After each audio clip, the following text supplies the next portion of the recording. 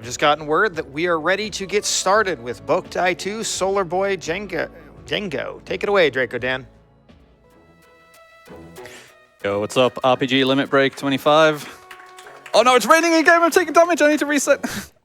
I need to reset anyway because we need to set the system time for the run. That's not a joke.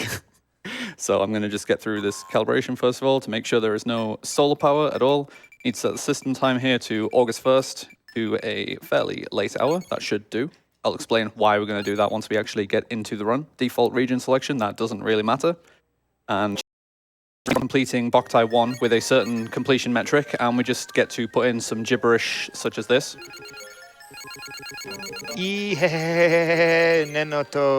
That's not the normal password, but it does work. Someone recently wrote a script that pulled all of the possible passwords from the game code, and that works for some reason. So again, I'll explain that a little more as we go on.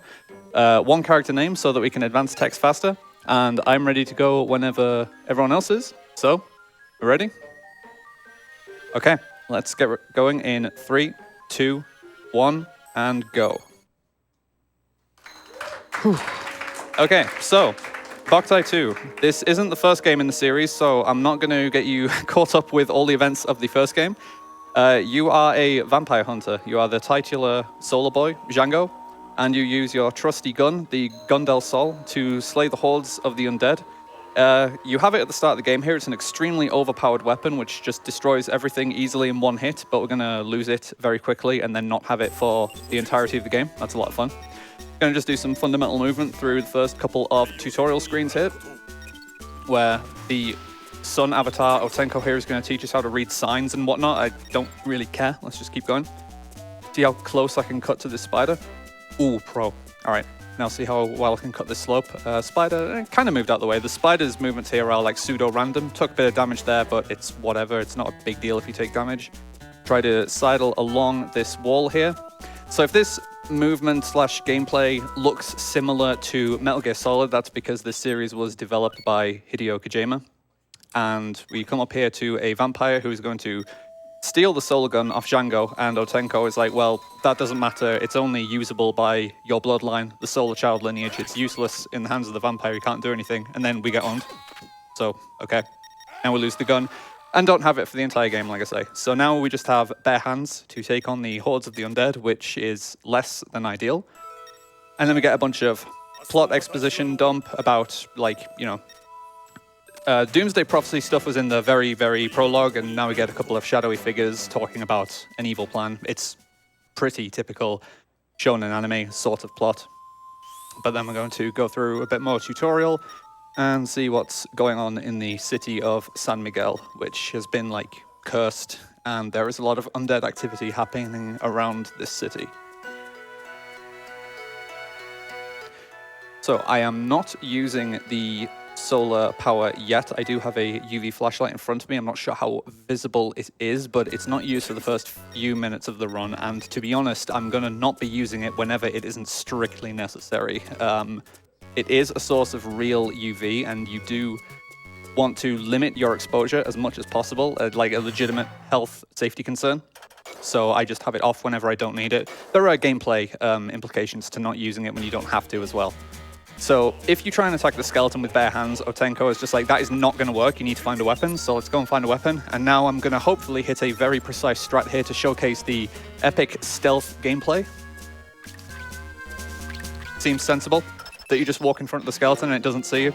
But that is a lot more precise than it looks to not get seen by the skeleton. And hitting it from behind both times, even though I'm kind of not really hitting it from behind, you do deal extra damage to enemies by hitting them from behind. And the game doesn't really care about your position relative to the enemy, it just cares about the direction that you're facing. So we walk into another trap here, gonna hit the zombie a couple of times from the front, and we're gonna get another NPC coming along, this Sunflower Girl Zazie, who further berates us for trying to slay the undead without the power of the sun.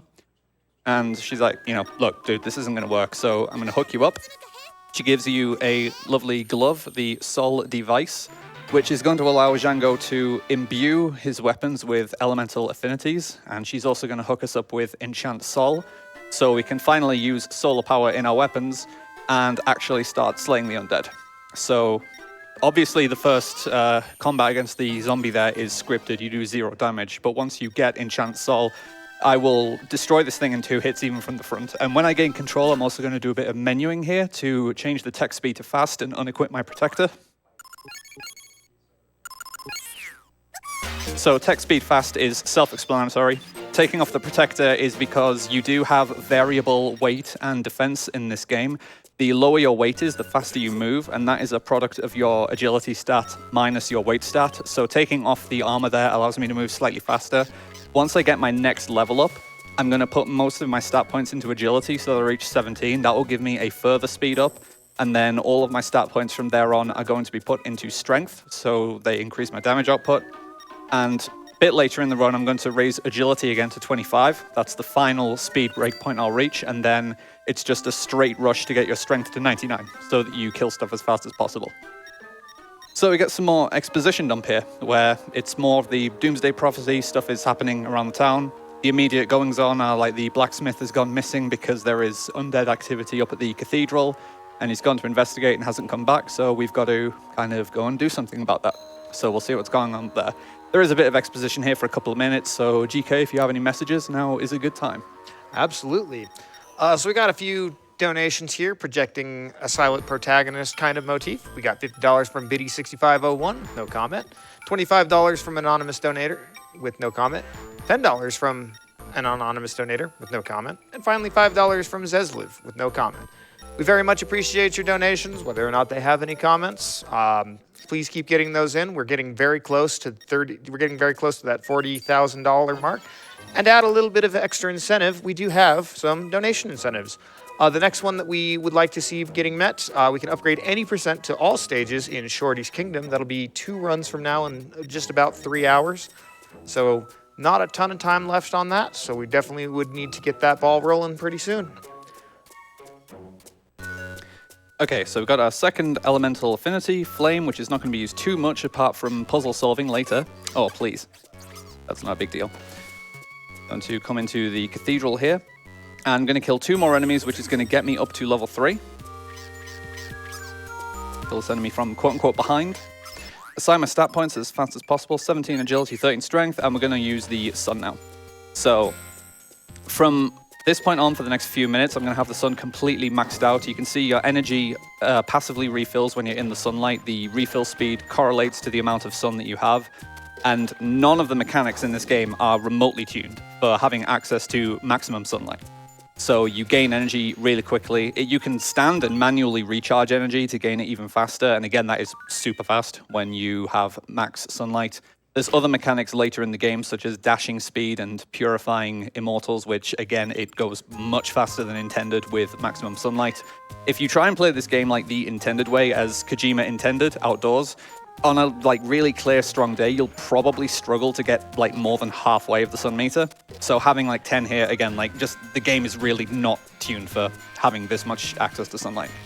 So before I go out onto the screen that I was before, I am going to turn the sun off because I need to kill 1 more enemy for experience, and the undead do die in contact to direct sunlight, but if they die to environmental damage, you do not gain the experience for that. I'm going to switch to my newly found hammer now so I can break this block and do some more block pushing. Going to pick up an item here, which I'm going to save for later.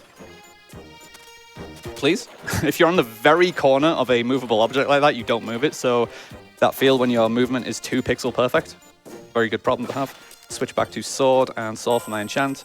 Need to move a couple of fixed headstones here in the graveyard. If you move the wrong ones, you get cursed by a ghost, which scrambles your controls, and it alerts the gravekeeper in this graveyard, the dog down here, and this dog is vastly overpowered for this point, so it's really bad news to get cursed.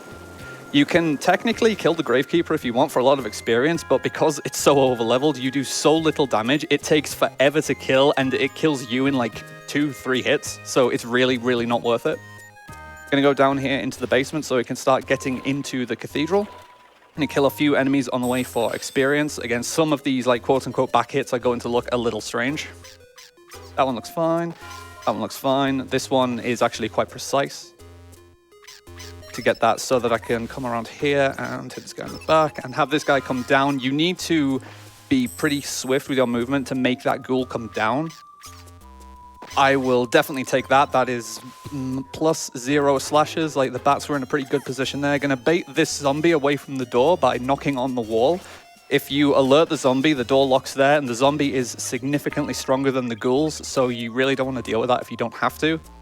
You can technically move past it on the corner, but due to a quirk of how the movement system in this game works, like, your movement speed is variable, and like on the frame that you pass the corner joint, Django can either get moved like 1 pixel or 2 pixels, and if you get moved 2 pixels towards the enemy, you just contact it. So it's essentially random whether you avoid an enemy on a corner like that. Do a bit more block pushing, use flame to light some more torches, and switch to my hammer to... Please? Okay, got it. Re-enable flame so we can get a couple more torches to keep unlocking doors.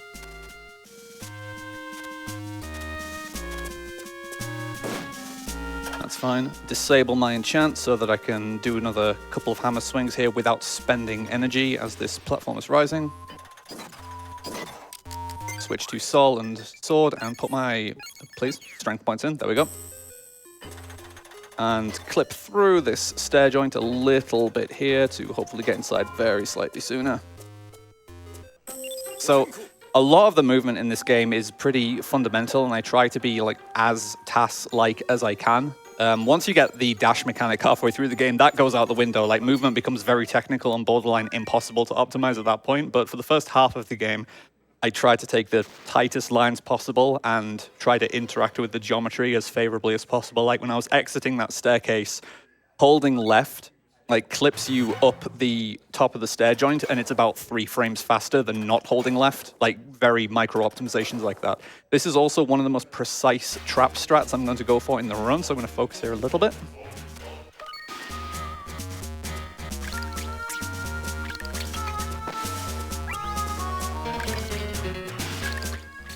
So by knocking on a specific part of the wall there, you bait the third skeleton that's right at the top of the room to come down there, and then at a certain point in their turning around animation, you can cleave them from behind, force them to turn around to where you were looking, and then cleave them from behind again to get the double kill, but that is quite precise in a number of different ways. I'm going to put in my strength points again to 19. Pick up this yellow crystal here. So we saw the cutscene in that room there. The central puzzle of this dungeon is that we need to get into the basement, and there was a floor mural there that disappeared. To make it reappear, we need to find these 4 colored orbs and put them in their correct spot. This is the spot for the yellow crystal we just picked up. So we're going to need to go through the cathedral and find these orbs. In a couple of minutes, I am going to be coming up to the first major RNG manipulation of the run, which is going to require a full save and reset sequence. So don't worry, I'm not throwing the run away. This is a planned reset. And even though the reset takes in the region of like a minute to do, it does actively save time over not doing the manipulation, because it's going to get me access to a stronger weapon, which is going to carry me through the first half of the game, and is normally a 1% drop chance from the single enemy that can drop it in this dungeon. The enemies in this game have a common drop table and a rare drop table, where common drops are about a 12% chance and rare drops are about a 1% chance. I'm going to kill 1 ghoul here on the way through this room for more EXP. Equip the hammer that is needed for the manip coming up, and I'm going to check 1 spot in my peripheral vision here. Don't have the good drop. Okay, so here is the save and reset. Turn the light off for now. You can buffer a soft reset by just holding the soft reset command, start select A and B, and the game will not send that command until the game is done saving. So it's impossible to like corrupt your save accidentally in this game, and it means you can buffer frame perfect soft resets. It's actually quite convenient. So I'm setting the date again there. I was playing on August 1st before, now I'm playing on August 31st. The reason for that isn't immediately clear yet, but again, I'll explain more as it's relevant. And now I'm going to focus on doing this RNG manip. I need to do every action in this trap completely perfectly in order to get this weapon to drop.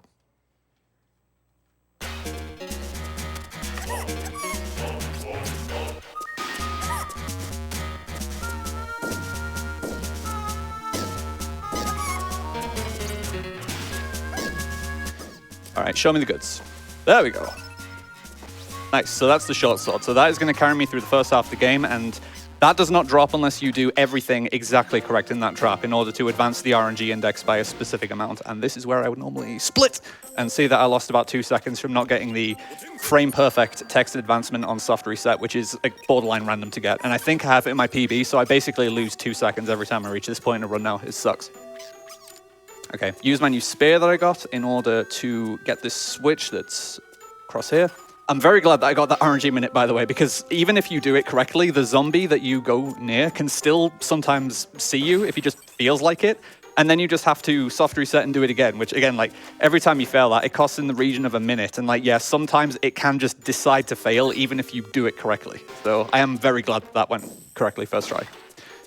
So I'm going to go back through the room that I was at before with the skylights, and I'm going to be going outdoors here, but I'm also going to be checking about 18 different spots in my peripheral vision as I'm moving through this room, trying to find a little glint. This is a mini game you can play at home. Try and find the glint as I'm moving through. There you go. Did you see it? Did you see it? Did you see that? That can be in any of these skylights. It's completely random.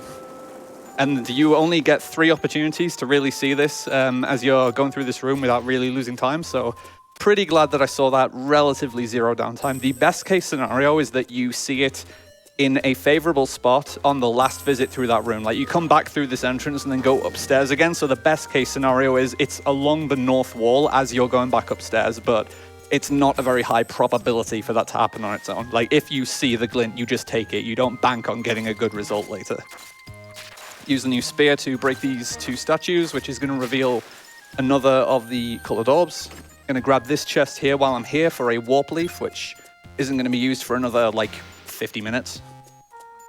Inventory management is a very constant thing in this game and also factors into the password that I entered before starting the run. So the reason for that is by setting the password to give me the Dark Boy title, it causes you to begin the game with 2 extra strength and agility, and with a couple of extra items in your inventory, one of which is a power nut, which is a temporary buff that allows you to drag coffins and push blocks much faster for 30 seconds, which is very valuable later on.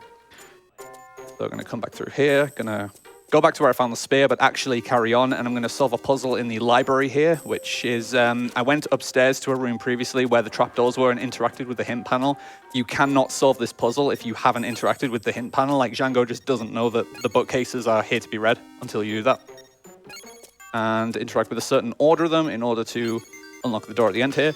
The green spider can be in an unfavorable spot and spit at you like that, and it does inflict poison, which does heavy damage and inflicts a lingering dot on you. So that's about the worst thing that can happen there. So I am glad that didn't happen. This has been pretty favorable so far, like RNG-wise. I mean, in some ways, I don't like using the term RNG for this game because, like, when I refer to the glinting chest location in the skylight where the red crystal was, that isn't strictly controlled by a random number generator. It's not correct to call that RNG. It's simply tied to a frame count where, like, the 18 different spots, essentially, like, it's cycling between all of the possible spots every 18 frames. So although it is random, as in you can't control the result of it, it isn't controlled by a random number generator either. So I feel a little cringe whenever I call it RNG, but that's just the easy term to go to, you know? So going to be doing a little bit more solving and block pushing here to get to the last crystal, but not much else is going on here. So GK, if you've got anything to hop in with, now is a good time. Yes, so I would like to remind everybody, so we're currently at local time 11:42 p.m., which is obviously not a time when the sun is up in most parts of the world, but there are parts of the world where the time is not currently almost midnight. And you can check out, we have foreign language restreams, one for French and one for Japanese. We want to send shout outs to those involved with our French and Japanese restream. You can find those at twitch.tv/LeFrenchRestream, L-E French Restream, and our Japanese restream at twitch.tv/Japanese_restream. If they can help you better enjoy the marathon, please go check them out and send them some love. Thank you very much. Okay, so we have all of the colored crystals that we need. Now we just need to put them in the right spot, and the entrance to the basement will be opened. I am going to take some more damage as I go through here and damage boost through this ghoul one more time. Kill this and one more enemy. This is the last enemy I'm going to fight before the boss fight, and it is going to get me my last level up. Out of a pure abundance of caution, I'm going to refill my health here. Normally I wouldn't do this, but dying in this game can be pretty costly. So I'm going to just take the very safe approach. It only costs a couple of seconds to go for the health refill. It's frankly a little silly to not do it in a marathon run. So, I mean, if the fight goes wrong, it can still go really wrong, but I can make a couple more mistakes now that I have full health. Gonna put the last couple of crystals in, and then we'll go towards the boss fight. So I can already talk about what the boss fight is going to involve, because technically, like on a purely technical level, it's one of the most difficult fights in this run, where it's the first immortal, White Danae, the sky-ruling immortal. She takes the form of a giant moth, which tries to stay in the air and like bombard you with pollen and dropping larvae everywhere. And you can force her to the ground by lighting the candle in the center of the room, by using your spear and flame. You can also hit switches around the corners of the room, but that's really slow. We just want to light up the candle in the center. And doing that in a single thrust with the spear is extremely precise, as in like nearly pixel perfect. And the fast strat for this fight involves doing that repeatedly whilst backing off and switching my equipment so that I keep hitting her while she's vulnerable. It's a full stun lock, but it is a lot of very precise positioning, and all of my direction changing is done with pure movement buffering. So I'm going to equip my new weapon. My money is thankfully very good. Now that I've done a soft reset, my money has drastically grown. I had about 500 money before, now I've got over 3,000. So at this point, I've basically got infinite money, so it doesn't really matter how many times I die, but obviously I'd still like to not. Right, the fight is going to begin now, and now this is full focus for me. Like, this is very precise.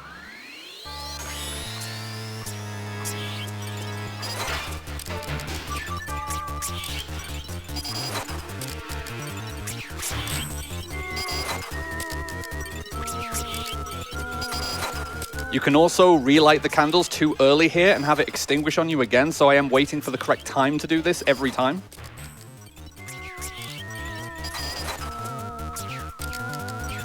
Okay, good. That's about as well as the fight can go there. And like I say, that's one of the most difficult fights in the run to execute. So I'm very happy about that. I have, the last time I did this run for a marathon was at ASM last year. I think I died in this fight at ASM, so it is definitely not risk-free. So we're going to get some more exposition as we go into the last room of the cathedral, where we're going to see a broken seal. And this kind of hints towards the main plot of the game, where these four immortals, Danae that we just slayed being one of them, are breaking free from their seals here. And these seals are also holding in a primordial being that's sleeping underneath the city, only known as the ancestor piece. Like, it's not a living being, it's not an undead being, it's simply an eternal being that kind of transcends life and death. So even the immortals are terrified of it, but they nonetheless believe that it could be useful in helping them destroy the world and do anime villain things, so they're trying to awaken it. Now, although we slayed Danae, she's not dead. She's an immortal, like, she's a vampire, of course she's not dead. So what you need to do now is every time you slay an immortal, you need to physically drag the coffin back to town. And I'm going to use the power nuts that I got before to help me do this. So each time you get a power nut, you use a power nut rather, you get 30 seconds of increased movement speed. This is as fast as Django can physically drag the coffin. And there's going to be a little bit of time before I reach the very end of this segment where the buff is going to run out, and you're going to get to see the unboosted speed, and you will see why we do not want to drag the coffin around at unboosted speed. You need to do one more puzzle here and grab the key to get outdoors, and also grab one more power nut while we're here. I try to be as optimal as I can with my movement in these segments as well. Like, since I have a temporary movement speed buff, any movement mistakes you make in these sections are effectively compound time loss, because you are losing the time of the mistake itself, and then it's reducing the amount of time that you actually have increased movement speed for the rest of the section. So if there's any section to like actually really practice getting your movement as optimal as possible, it is unfortunately these coffin drag sections. Now, I waited until I left that room there to enable the sun, because again, undead die in contact to direct sunlight, and every time enemies die in this game, they generate 1 frame of lag. So if you just have the sun on in that previous room, you lose 1 frame because the enemies die. So it's 1 frame faster to not have the sun on. Again, there's a lot of micro optimizations that it's like there's no reason to not go for them. So you may as well just try and optimize everything that you possibly can. So we're going to drop off the coffin here. The buff is about to run out. So you're going to see as I'm dragging the coffin into the center of the pile driver here, which is the device that we're going to use to purify the undead. This is the unboosted coffin speed. So you really don't want to deal with that if you don't have to. Now I'm going to turn 3 of these generators on and leave the last generator unactivated until the purification begins. Because if you do all 4, Otenko gives you a long spiel about what to do. It's like, I don't care, just let me start. So I'm just going to turn this last generator on once the purifier starts. Now again, No mechanics in this game are tuned for max sunlight. Watch how fast the boss dies here.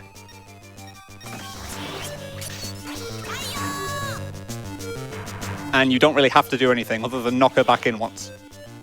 Scroll the camera down there to save a few frames of lag, and that's it. Like those, like this is still like a tutorial purification. It's not meant to be difficult. The later purifications are legitimately very dangerous, as in the immortals fight back and they can kill you in one hit, essentially. But that's like less than half the length of a quote-unquote typical purification that you would do in a casual playthrough, because again, when you have max sunlight, you just absolutely burn through life bars. So here's the Sun Maiden, Lita, who has refilled this grove that was hosting the solar tree, and it's going to be gradually regrowing as the run goes through. It's hardly going to get time to regrow. If you want to do a 100% run of this game, it's in the region of 12 hours, and the biggest reason for that is because it takes like 10 hours just to get the solar tree to grow. It sucks. But it means you technically have a fair bit of downtime in the 100% run if you ever want to do it. Like, Coalescence is the only one who's done a 100% run of this game, and that's just... I can't believe he did that. That is beyond the pale for me. Massive props to Koa. Going to do a little bit more, story exposition. We're going to get access to solar forging here, so we can upgrade weapons and forge new weapons. Not going to use it for a while, but it is going to be integral later on in the run. And going to get access to the next dungeon. But, characters are just talking for now, so again, if there's any messages, now would be a nice time. Yes, indeedy. I'd just like to remind everyone what we are here for. We are raising money for the National Alliance on Mental Illness, or NAMI, which serves as the preeminent resource for people searching for life-changing guidance, information, and support as they navigate their mental health conditions. Their website alone, which you can find at nami.org, NAMI.org, serves over 12 million unique visitors annually. We understand that this has been very trying last few years for a lot of people, very stressful. It's just put a huge strain on many people's mental health.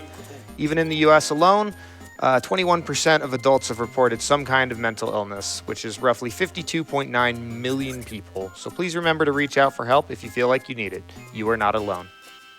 Thank you very much, GK. Now, okay, we're in the second dungeon. This is still like early game. And in this trap, if I get hit twice, I die. Simple as that. Like the incoming damage ramps up really quickly in this game. And like by mid-game and beyond, the game more or less demands perfect play if you don't want to be dying everywhere. But that's no problem. Going to kill these yellow slimes, hopefully. Oh, that's really lucky. Okay, so that is a common drop, but that's still a, in the region of a 12% drop. Refill my health there as well. I don't think I actually mentioned how I'm refilling my health there. So I did mention earlier about using specific clock dates. So as I mentioned, this is a Hideo Kojima game. Kojima has a particular affinity for introducing a lot of weird mechanics into his games, one of which is based on the system time that you're playing on. If you are playing on the date of a real-life lunar full moon, and you're playing at nighttime, and you try and summon the power of the sun outdoors, you instead summon moonbugs, which you can use to refill your health, and you can do that infinitely. If that mechanic didn't exist in this game, this category would be borderline impossible, I would say. Like, the amount of room for error is already so small, and the fact that you have like infinite health refills while outdoors is just about the only thing that makes it remotely forgiving. So if you want to run this game, you do kind of need access to your real-life lunar full moon calendar, or I mean, you can just copy the dates that the world record uses, but the point remains the same. So once again, I'm going to use it here. And I'm using a hybrid variant there where I'm make sure the sun is off to start the charge, and then once the moonbugs start to appear, I put the system in view of the solar light, the UV light that I have here, so that I instead change to charging energy. It's a bit of a weird quirk that since this is a GBA game running on a Nintendo DS, for those who don't know, GBA games actually operate very slightly slower on Nintendo DS. I'm going to focus on doing this fight before I explain that though, because I do need to do a certain amount of hits.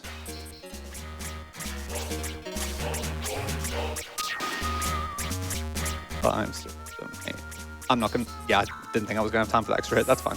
1, 2, 3, 4. So, GBA games are normally 59.7275 hertz, and the DS operating in GBA mode is 59.6555 hertz. So it's a fraction of a frame slower, but in a run this long, it adds up to like about 8 seconds of collective time loss.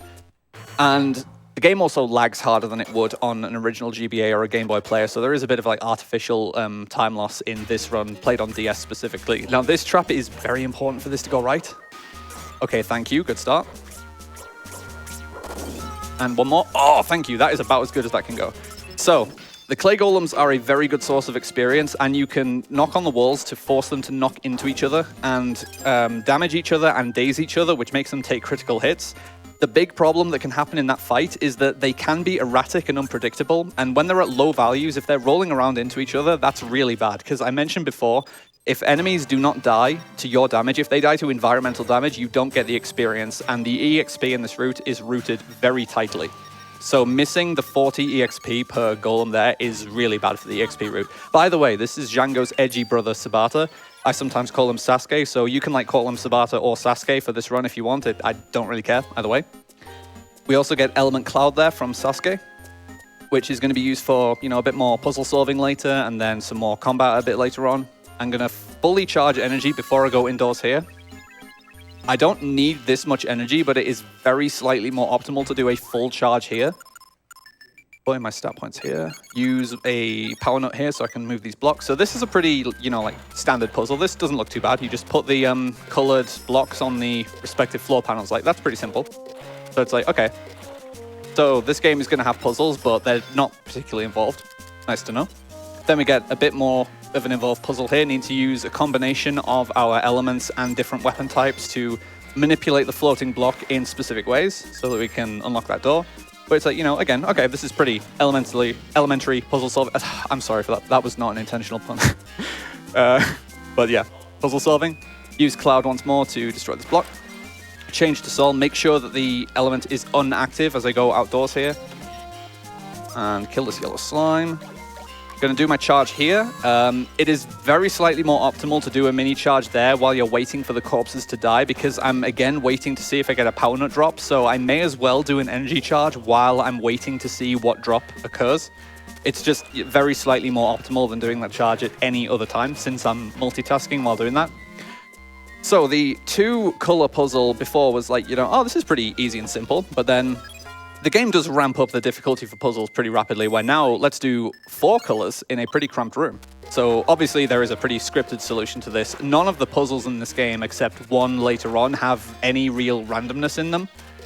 So a lot of this run is just like memorizing the solutions for puzzles. There are a few different solutions that you can do for this puzzle. They are generally very close to each other though. This the solution that I'm using here is, technically speaking, it's in the region of 1/4 of a second slower than the absolute fastest method, but it's also significantly easier to input in RTA, so I just do it for utilitarian reasons. Kill the 2 mummies here for 40 EXP each. They are weak to sun. This is very convenient. Go down the stairs here, kill this clay golem for another 40 EXP. Switch to flame, because I'm going to need to light this mummy on fire as I go through here. It needs to run into this candle in the north end of the room in order to unlock the door down here. I didn't mean to take damage there, but that's not a huge deal. That won't change anything as long as I don't take any more accidental damage. This is not accidental damage. Take a damage boost up the slope by walking into the yellow slime. Hopefully don't get... So that's the thing that I mentioned before. When you are going to pass an enemy on a corner, it's essentially random whether you run into the enemy as you pass it on the corner, based on whether on that frame Django gets moved 1 or 2 pixels. Like, it sucks. You can't directly control that. But we're going to come into a mini-boss fight here, and again, I'm going to focus on how I play the start of this, as I need to do this in a very particular way in order to get a fast fight, so this is serious time for a little bit.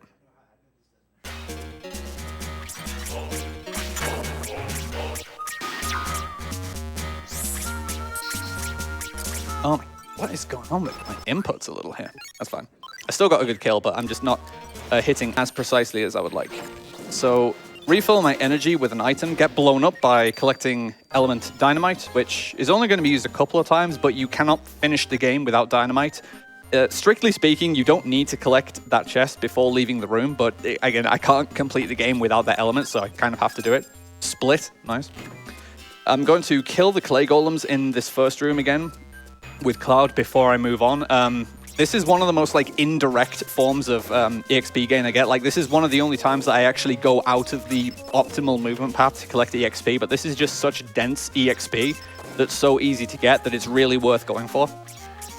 And that leaves me with barely any energy, but we're about to go outdoors. Get a hidden chest here with a warp leaf. Again, I'm going to need that for later. Now, there's an extremely random puzzle in this desert. As I entered this dungeon like 10, 15 minutes ago, the solution for this puzzle was generated, where there's a grid of screens here. I need to get 3 of these stone tablets. These are in random, well, they're not in random spots, they're on random screens. There's 3 of them. 2, okay. If I get this last one in this spot, that is a blessed run. Come on, come on, come on, do it, do it, do it. You, whatever. All right. So it really doesn't matter where you get the first 2 of these. That is the second best solution, so I'll certainly take that. It really doesn't matter where you get the first 2. You do need to wait until you get the last one before you can come to the center here and fully solve the puzzle. So I've had so many runs where I've been like debated by getting the first 2 on the most optimal spots there, and then I still have to make the full circuit around the grid before I find the last one. And it's like, well, thanks game, that was a promising run until it wasn't. But still, that is the second best RNG you can get there, so I'm certainly not unhappy with that. Get another hidden power nut in the corner there and go downstairs here to solve this puzzle. You need to hit these 4 candles in the correct order in order to reveal the staircase here. And then as I go downstairs, going to switch to Cloud and kill another clay golem. That's going to alert the 2 mummies, which I'm going to stand near the exit and turn around and kill them with Sun when they get close. Switch to Spear and Cloud before I leave the room. Now I need to solve 4 puzzles in the quadrants of this area in order to unlock the boss room. Take this over, then use Frost to lower these. Now my energy is completely spent. Thankfully, there's a solar station in the next puzzle room, so I can completely refill it again. So I'm going to switch to... What am I doing? Yeah, I just want Flame on and still Spear. So I'm going to completely refill here. Light this on fire, use Cloud to push it against the wall, and then get another hidden warp leaf, push it against the candle. And then there's just going to be some fundamental movement for the next couple of puzzles before I get into the next boss fight. So GK, if you've got anything to chip in with, now is a good time. I was also supposed to use the speed nut there, that's fine. I kind of just love the music of this game and how it uses that kind of like whistle to give kind of that spaghetti western vibe. Yep. It's real cool. We got $5 from Echo with no comment, and $10 from The Moon That Wanes with no comment. I hear the word moon, and it seems a bit topical for this game. But we very much appreciate your donations. Remember, everybody, we are still looking to get some of the upcoming incentives met. The next one, as I mentioned earlier, was upgrading any % to all stages in Shorty's Kingdom, which will be 2 runs from now. We also have incentives for Legend of Mana, which will be later today, as it is just crossed midnight. We have the option to fight the Deathbringer, too. That is currently at 0 out of $1,000 that we're asking for that. We also have incentives to name the hero, which currently in the lead with just $5 is Larpus. There's been a bit of a trend with that name at this event. As well as the naming the pet rabbi, which is currently, Hrump in all caps is currently in the lead with Larpus $5 behind it. But yeah, if you go to donate, just be sure to check the add incentives box to get your donations put towards one of those incentives. So this boss fight is a borderline auto-scroller, which will cause me to lose about 90 seconds if I mess it up in the slightest amount. In order to get a 2-cycle fight here, I need to completely control this guy's remaining HP count throughout the entire fight, down to the hit and down to the health point, essentially. Otherwise, I will not get a 2-cycle fight here. Okay, 2-6, that's good. I don't know what causes those hits to do 4 damage per hit sometimes, but they can, and then it makes me panic because, again, I really need to care about what this guy's specific health value is. So once he goes around here, going to hit him 3 more times for 6. Protect Sabata from these swords here, as he is, sorry, Sasuke, as he is summoning the black hole. 1 more hit for 4 to bait him towards the black hole. Okay, good. So again, that fight is very trivial when you do it, and it looks really trivial, but if you make the slightest execution error, you lose over a minute. Also, best part of any run, glomp. So Django gets glomped. That's pretty unfortunate. And now Django is turning into a vampire, which is even more unfortunate. So now we have to actually play as Sasuke for a bit, and it kind of sucks that, like, you know, you get control of Sasuke here, and his stats are incredible. He's got the Gundel Hell, the Dark Gun. He just shreds everything. But all you're doing is dragging the coffin back to town. So you don't actually really get to do anything. And you are on a time limit because Django is dying here. Like, Django now has a health bar in the top right. So I'm going to use a couple of power nuts to expedite the trip back to town. And aside from watching my step count when I get back into the desert, there's really nothing going on during this backtrack. So, like, again, if there are any messages or anything you'd like to say, this is the most appropriate time for the next few minutes.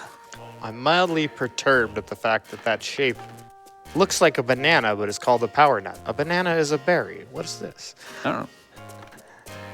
Anyways, as a reminder to everyone here, we are supporting NAMI, the National Alliance on Mental Illness.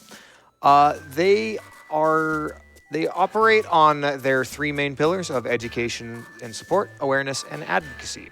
As for what those mean, in the case of awareness, NAMI drives the national conversation around mental health from coast to coast and across all demographics, having appeared in major media more than any other mental health organization since 2021, with over 24,000 earned media articles in top-tier outlets, including NPR, CBS News, CNN, and the BBC.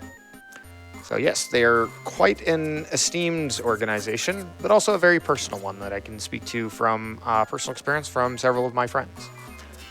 We did get $15 from Z with no comment, but thank you so much for your donation. Every bit of generosity is very much appreciated.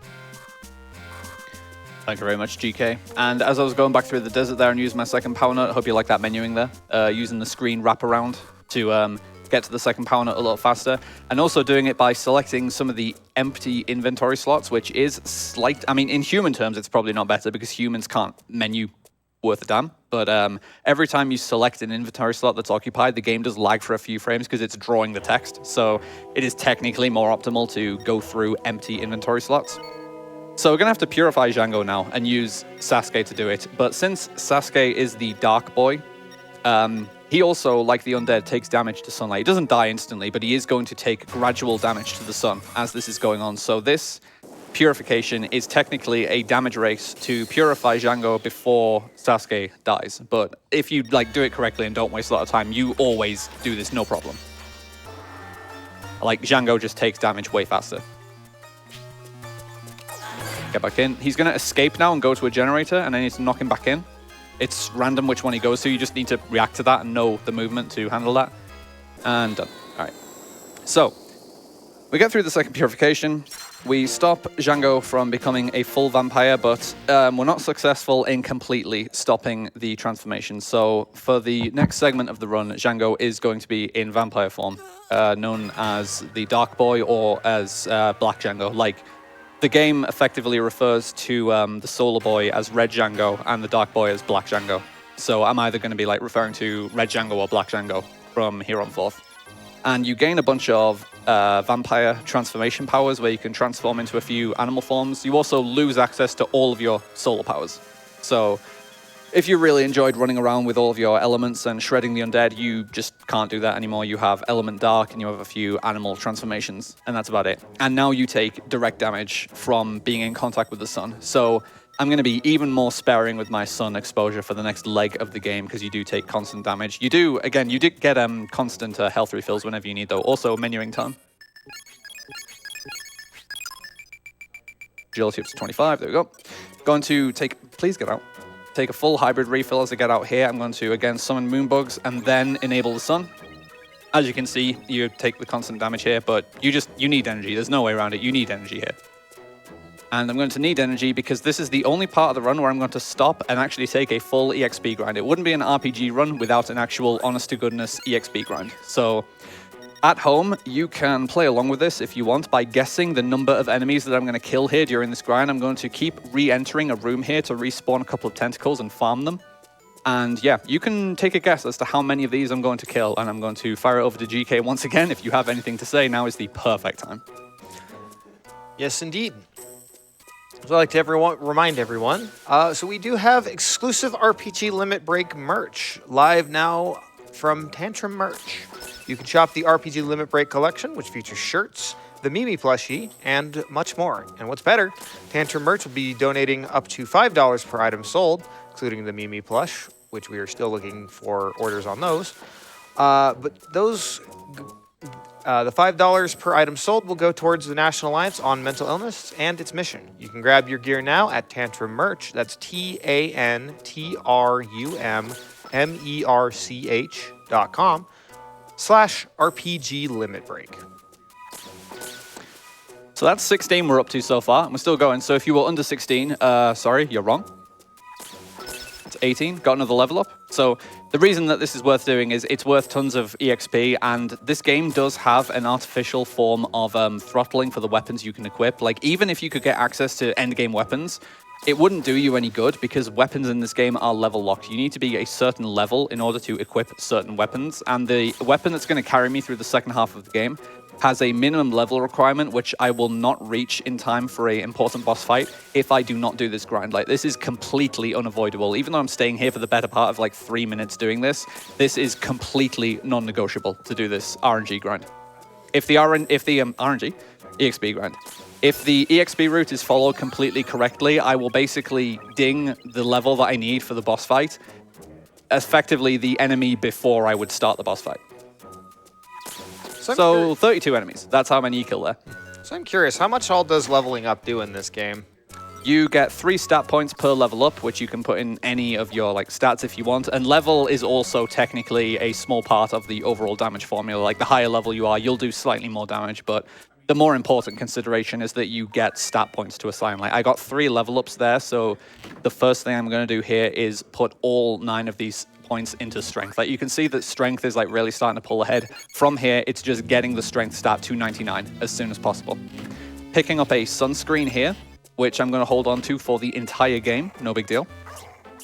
Kill a dog here. Sorry. It's worth 80 EXP. I can't help it. That's you don't get any EXP like that before this part of the run. It's a lot more than you get previously. Kojima, how could you? I know. And unfortunately, in the next room, I have to do it again. Except this is a bit of a technical kill that has pretty precise timing for all these hits. Because it tries to run away and then counterattack you. Unfortunate. That's the last dog I'm going to kill, though. I promise. Okay, get around here. Before I go into the next cutscene trigger, I'm going to do another hybrid refill to refill my health and then my energy. Turn the light off. I'm not going to need that for now. Like, I can feel the light is getting warm already. Like, again, if I don't need the light on for a specific purpose, I try to leave it off as much as possible. Like, legitimate safety concern. So now you start using your animal transformations. You can use mouse to go through these small mouse holes, and Django is going to get periodic unsolicited whispers from the big bad of the game, who's, as I go through the door here, this is your first whisper. I don't know why Django doesn't just block this guy, but yeah, you're going to get a few of these whispers. I'm also doing certain transformations at a certain point. Like, I don't want to go right up against that window, otherwise, again, you get another whisper from that guy saying, hey, you should do this with your new powers. And if you do transformations at the right time, you avoid getting some of those whispers. So go through the mouse hole here again, untransform, and push this green slime against the wall. Like, Black Django has a couple of different properties for regular attacking, which is different from Red Django. Black Django attacks quicker, and his attacks have a knockback effect. So you can use it to like knock enemies away from a wall so you can take better movement paths, or just generally kill them a fair bit faster, unless they have forced invincibility, which some enemies do and can be a bit annoying. Now, the mummies here have a very good noise. Like, I think Metal Gear Solid would be even better if the guards just went when they see you. That would be pretty nice. Going to kill a couple of those mummies once I get back into this upstairs room, and you do need to exercise a lot of caution with these enemies. These are worth 100 EXP each, which is, again, it's even more than the bandits, the dogs that I was killing before. It's by far the most EXP you can get per enemy, but these things will murder you if you give them half a chance. So I'm using a specific rhythm of hits here to keep them locked down, and I am waiting until it's safe to hit both of them, because it is possible to desync these, and you really don't want that to happen. They kill Django very quickly, and if they're desynced and one of them dies early, they explode when they die, so they can cause each other to die, and again, environmental damage kill means that you do not get the EXP for that kill. And since those are worth 100 each, like, I was stressing before about missing kills where you get 40 EXP per kill. It's an even bigger deal to miss kills where you get 100 each. So take a pretty tight path here, go outside here to push another block so I can keep going. Gonna get as close as possible to this pit before transforming to bat. Oh, close. All right. So you can use Bat to just fly over gaps instead of sliding against the wall. It's a little faster. It does cost energy to use Bat though, so anytime you use an action in this game that costs energy, like from a pure routing perspective, you do need to weigh the time save of doing an action versus the cost of the energy to do it, because obviously you need to take time to refill energy if you're stopping for a manual refill, which is almost exclusively the way you gain energy back in this segment. Since, again, Black Django is going to take damage from direct sun exposure, so if you can avoid it, doing a manual recharge in sunlight is a no-no. Now, this is the most creative strat that's going to be used in this run. These mummies are blind, they just react to sound, so I'm going to walk in a specific way and knock on the walls in specific locations to bait them into the skylight, and then use the sunlight at a specific level of brightness to partially damage them. Okay, so I missed one of them, but there is a backup here. I can just kill this green slime a bit. So that's a perfect example of what I mean about they can desync and cause each other to die and cause you to lose experience. So since I lost 100, I need to kill 3 of these green slimes. That's not a huge deal. And again, as just some caution, I'm going to take a refill here, which is going to let me save a little bit of energy on the solar station before I get to the next mini-boss fight, Cheyenne. Now, Cheyenne is one of the most dangerous fights in the entire run. For a long time, Cheyenne was known as the ultimate run killer. Like, if you get hit twice by Cheyenne, you die. He's very aggressive, very unpredictable, and if the fight goes correctly, it looks incredibly trivial, but it is very difficult to execute the strat correctly. I recently found a slight improvement to this fight, which is in the region of a couple of seconds faster, but it is even more difficult to execute, and I'm not going to get cute, so I'm just going to do the quote-unquote normal strat, which is still a very difficult strat. So I'm going to definitely focus on doing this here, where I'm going to try and keep him locked down with specific damage increments when he's on specific parts of a tile to force him to walk back and forth.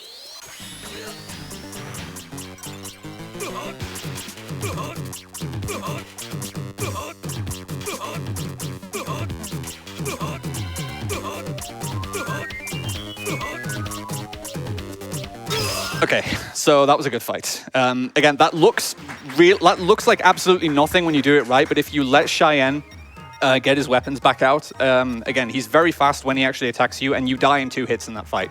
Since this is outdoors, you can technically refill health, but Cheyenne can legitimately track you down and hit you again before you really have time to get an extra, a health refill off. This is a really, really dangerous fight, so I'm really glad that works first try. So now, just got out of a really dangerous fight, and now I'm coming up to the part of the run that absolutely worries me more than anything else. So this run, for many years, had a pretty static route, and the biggest thing that's changed in this route over the years is that we now return to town, pick up a couple of weapons, and I'm going to do an RNG manipulated weapon forge to gain a end game powered weapon, which is going to carry me through the rest of the game. This RNG manipulation, though, requires a soft reset, and then for me to start the forge within an 8-frame window, which I'm going to use an external timer to aid in. I have my laptop set up next to me, and I'm going to be using a different timer to cue myself for when to do this. I need to do 2 separate forges here. The first forge is just whatever. I need to make the constituent weapon that I'm going to use for the RNG manipulated forge. But then the RNG manip forge is... I have lost more runs to this than I care to recount. Every time you fail this RNG manipulation, it costs in the region of 90 seconds, and with how optimized this run is at top level now, this, doing world record attempts of this game is effectively, play super well and make no mistakes and get good luck for 50 minutes until you get to this point, and then if you miss the RNG manip, you just reset and go again. And there is a lot in this run that can go wrong before this point, so it's very, very punishing. And yeah, coming up here. Finish the first forge. Need to exit and re-enter the forging house in order to set my position, and then I'm going to save, and I'm going to be using my external timer to cue a reset. So for the next, good, 40 seconds, this is, full serious time for me. I'm very sorry if there's a prompt in there. Okay, here we go.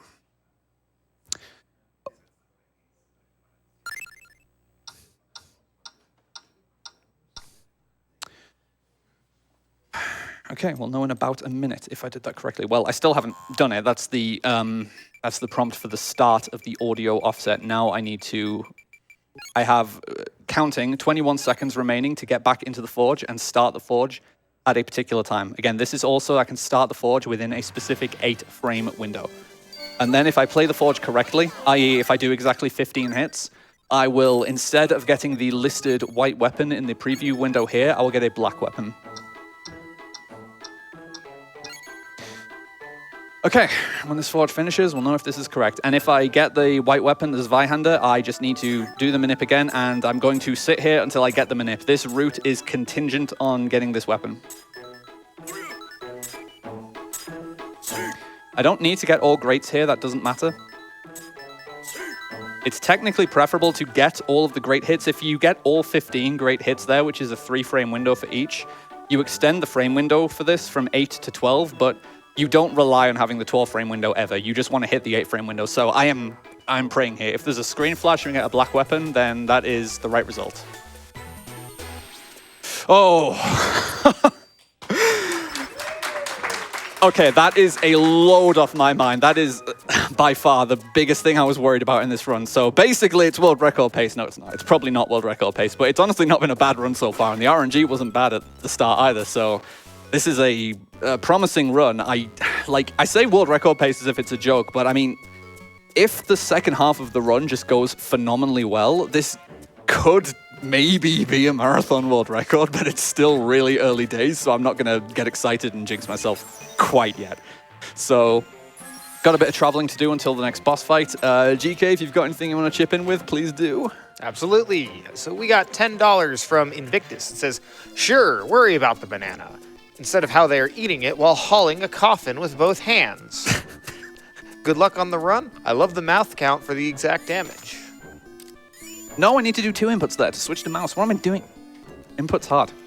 Unironically, what playing this game taught me is that the hardest thing in the world is menuing.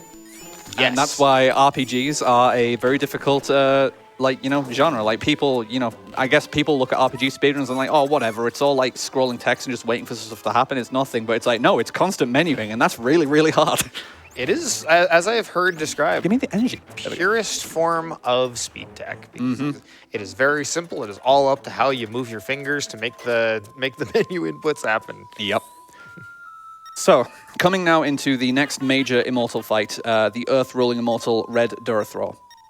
So, once the fight begins, I'm going to equip the katana that I just forged. This is the weapon that I'm going to wear this for the rest of the game. This is effectively on par with a endgame / post-game weapon, which, again, through a very precise manipulation, we managed to finagle getting. Getting that weapon without an RNG manipulation is astronomical odds, because it's a 1% chance to even be eligible to get the weapon from the forge, and then you need to do the forge to get the RNG index in a specific way. It's just, it won't happen without a manip. So, here we go. Waiting to see where the bulb is spawning before I put the katana on and put my strength points in. Okay, that wasn't ideal positioning for phase 1, but I did end phase 1 before she started really attacking me. Please. Now, as another nice little Kojima-ism, I'm using bat form here so that I can see which bulb she's inside. Take a look for yourself. You see that? You see using echolocation to see where she is inside the bulb? I'm going to do that one more time. Now, the boss is dying really fast because I'm using the katana. As I say, I'm effectively using an endgame powered weapon for this fight and for all the fights beyond. The RNG manip for the katana costs, in the region of, a minute and a half to perform. Like, going back to town, doing all the stuff. Like, I mentioned, everything you do in this game, normal RPG route and stuff, you need to wait up, the cost opportunity for doing stuff. So you spend, a minute and a half to get the katana. You gain almost all of that time back in this fight alone. That fight looks really simple, and it's simple when you do it right, and when you have a weapon which just chews through the boss's health. In this case, again, I'm using an endgame powered weapon for a mid-game boss, and you get through that fight, over a minute faster than what we did on the previous route before we manip the katana. So, you need to drag the coffin back again now. And I just put my stat points in. It was a recent discovery by a Japanese runner known as Beige that if your strength and agility stat sums to 75 or more, you drag the coffin slightly faster. And so by dinging to 18 after that fight and putting your stat points in at that point, you can get your strength plus agility to 75 exactly, because you have 50 strength, 25 agility. And doing the menuing to put the stat points in and have the higher coffin drag speed is a couple of seconds faster than waiting until a more quote-unquote opportune time, like the next force menu, to put the stat points in. Like, it's to the tune of a couple of seconds faster, so it's like, why not do it? Now I'm going to solve the last puzzle here with the coffin. I'm going to drag it onto this floor panel so that I can exit this room. I'm going to set a specific flag for room completion here, which is stepping onto the bottom tile of the staircase. And then I'm going to use a warp leaf to leave. So this is a weird looking coffin that I've got here. When I got Black Django, the first thing I did was go to the coffin shop and buy a new coffin. So the reason for that is that this is the living coffin elephant, which has a couple of pretty unique properties. I'm also going to do a save and reset here. So the coffin elephant can move under its own power. One of your powers that you can use as Black Django is the sleeping power, where you go inside your coffin, and they have different properties. The elephant's power is that it's able to move by itself, so you can like manually control the coffin while you're Black Django.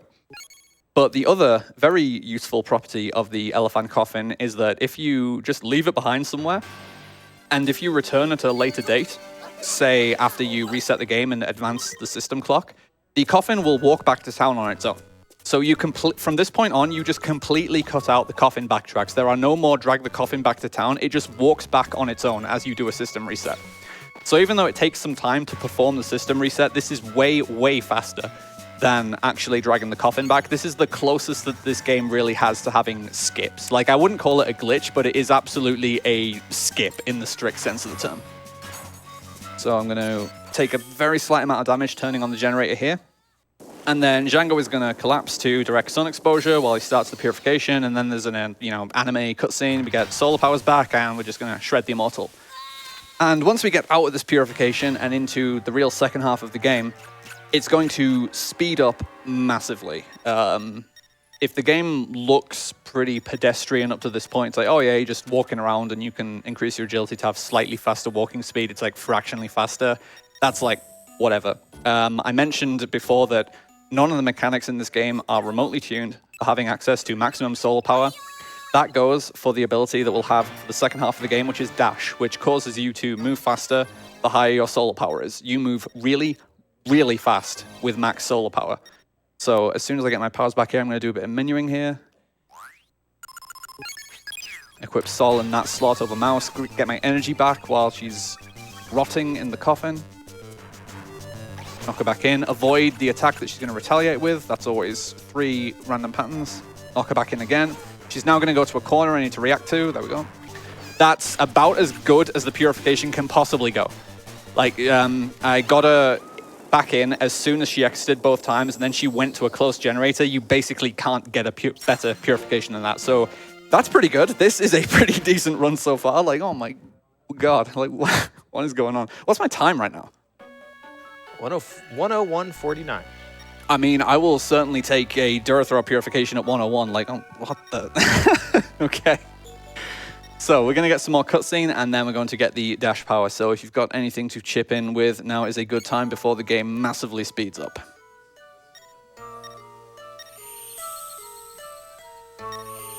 Also, the solar tree is starting to regrow, but again, it's not actually going to have time to do anything before that.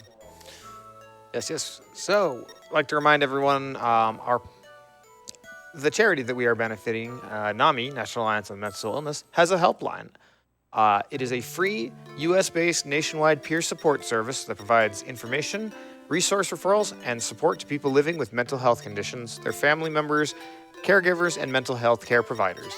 The NAMI helpline is available Monday through Friday from 10 a.m. to 10 p.m. Eastern Time via phone call, text, and live web chat. To reach the NAMI helpline, you can call 1-800-950-6264. That's 1-800-950-6264. Or visit NAMI.org, NAMI.org/help to access all NAMI helpline resources and contact information. Thank you very much, GK. So, for the umpteenth time, I'm going to labor the point. None of the mechanics in this game are meant for you having max solar power. That goes for the dashing mechanic, which is going to, for the last, like, half of the run is going to look a little something like this. This is how we're going to move around for basically the entire last half of the game, as much as possible. I mean, there's moments where I'm going to have to select a different enchant for like a boss fight or solving a puzzle or whatever, but whenever you are moving, you want to be moving like this for the rest of the game. I won't lie. So, probably the game that got me most into speedrunning was the first time I watched a 100% run of Sly Cooper. Very different game, yes, but like you unlock a thing that makes you run at like play the entire game at 1.5 times speed.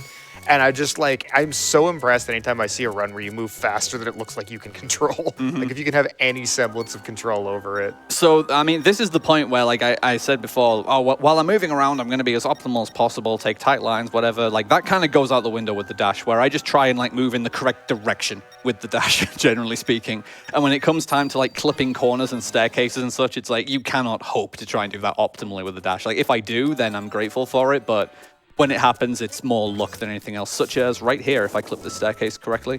No. See, that was sloppy as hell, and that's what it mostly looks like when you're using the dash. Go watch the task, by the way. The task quality dashing is absolutely beautiful, and I was very happy to finally get that done. So we need to revisit the first 3 dungeons we did now. In order to gain access to the aqueduct, I need to find 3 tarot cards. I don't want that item. I don't want that! Whatever, I don't. Doesn't matter. Select grow here to make this lily pad grow. So yeah, we need to go back to these dungeons to find 3 tarot cards, which are going to break the seal on the aqueduct door. Here is the first one. Get out of here using a warp leaf.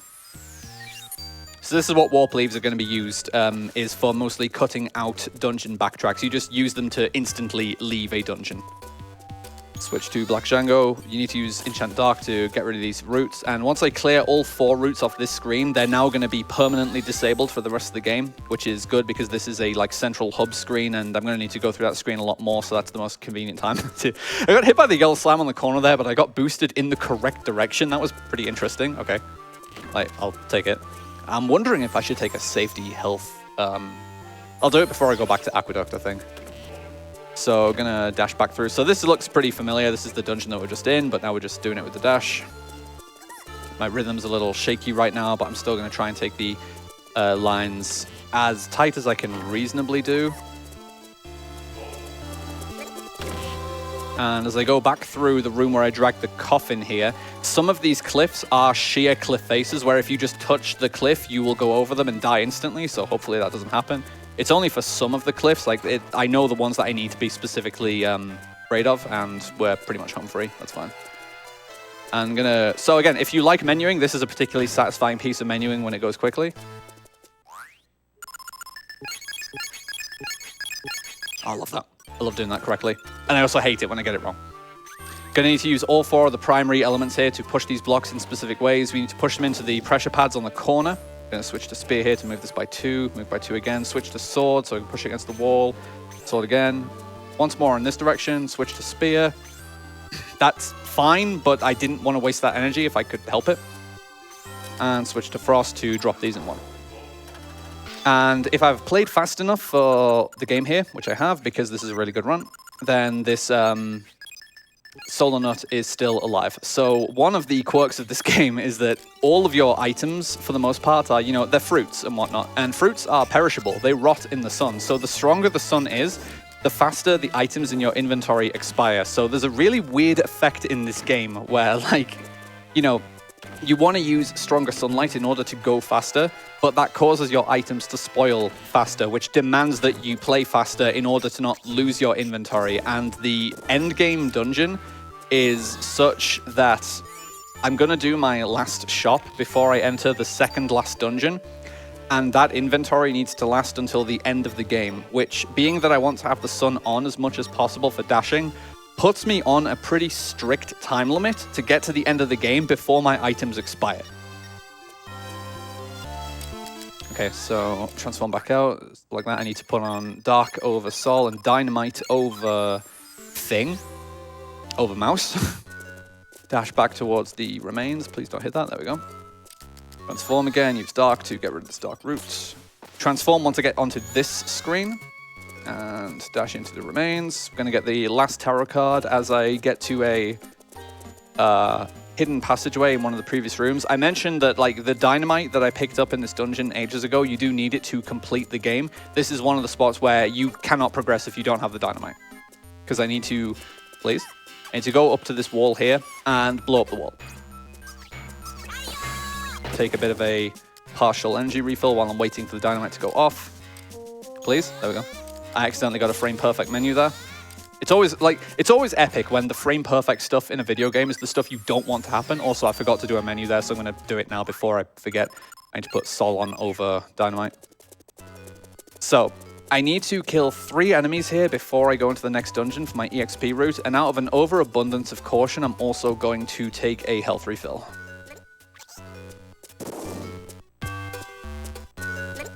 So I'm going to just health refill here before I exit the screen. I just realized, I think their little squeaky voice, it sounds like they're saying nunny? Maybe, I don't know. So yeah, there's the level up when I need it. Yay. It's like the EXP route is very strictly controlled or something. Oh no, it's not actually our father, which I didn't explain that either. This vampire is their father, Red Ringo, the figure from the first game, who is now a vampire, unfortunately. And then got his mind back and was helping us, but unfortunately he's possessed by the main villain of the game. That's unfortunate. So we have to go through a couple of traps here. The aqueduct is like, this is the next like dungeon of the game, but it is by far the shortest dungeon. Like this scenario of the game, the meat of it is definitely in collecting the tarot cards to open this dungeon. And once you actually have access to the dungeon itself,